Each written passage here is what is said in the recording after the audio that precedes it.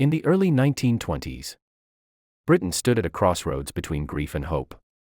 The Great War had ended, but its shadows still lingered in quiet streets and crowded homes.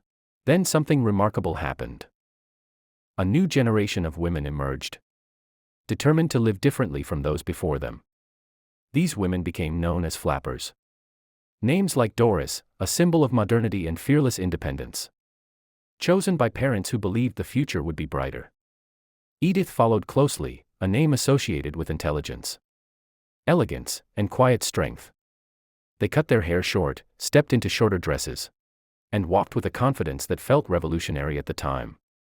And with them came names that once echoed through dance halls, schools, offices, and family kitchens across Britain. A name born from survival and the desire to live fully once again. These names were not just labels. They were identities shaped by a generation that challenged tradition, embraced freedom, and rewrote the role of women in British life. Flappers filled smoky jazz clubs, strolled confidently through city streets, and became symbols of a changing nation. Even as older generations looked on in disbelief. Yet time is never still. As decades passed, fashion changed, values shifted, and new cultural influences reshaped British society. The bold flapper dresses were replaced. Jazz gave way to new sounds, and slowly, quietly,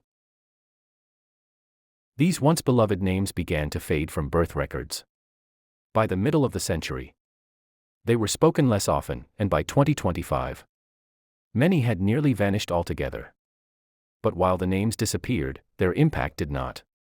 The flappers transformed Britain forever, opening doors to independence, self-expression, and modern identity.